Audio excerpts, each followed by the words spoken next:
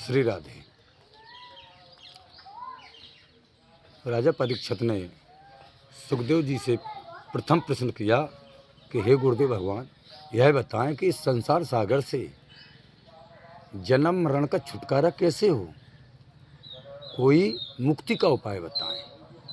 और प्रभु यह भी बताएं, राजा परीक्षित ने कहा कि मरते समय मनुष्य को क्या कार्य करना चाहिए।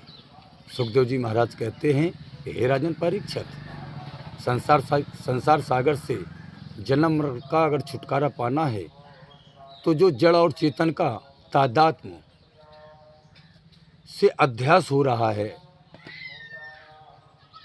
जड़ और चेतन के तादात्म्य से यानी आत्मा और संसार के संबंध से जो अध्यास हो रहा है, जब तक उस अध्यास का नाश नहीं होगा तब तक मुक्ति नहीं होगी।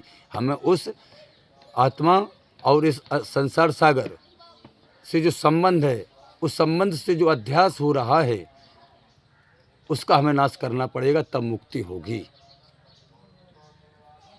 आप परम पूज्य कहते हैं कि मरते समय मनुष्य को क्या करना चाहिए।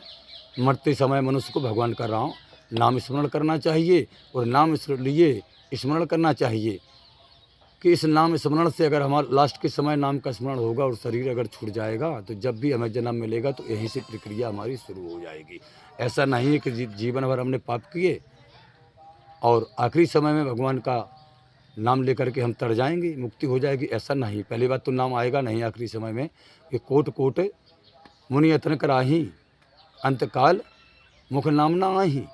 कोट कोट जन्मों तक मुनि अभ्यास करते हैं इसका, फिर भी नहीं आता, तो ये तो असंभव है, ये असंभव है। अब कहा कि अजामिल को नारद जी ने पुत्र का नाम रखने के लिए नारायण कहा।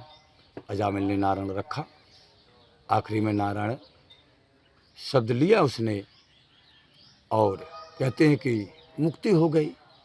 लेकिन महाराज अगर अजामिल की मुक्ति हो गई तो अवध नरेश महाराज दशरथ जी स्वयं परब्रह्म परमात्मा राम जी के पुत्र थे। आखिरी समय भी उन्होंने राम का नाम लिया है। राम राम कह राम कह, राम राम कह राम, नृप गए सुरधाम। वो क्यों नहीं तरे महाराज। अगर आखिरी समय राम के नाम से ही अगर मुक्ति अजामिल की हुई तो महाराज दशरथ की भी हो जानी चाहिए थी। मुक्ति जड़ और चेतन के संबंध से, तादात्म्य से जो अध्यास हो रहा है, उस अध्यास का जब नाश हो जाएगा तब मुक्ति होगी। अब अध्यास के नाश करने के लिए हमें कर्म करना पड़ेगा। तो पहले तो संसार समझे कि संसार क्या है।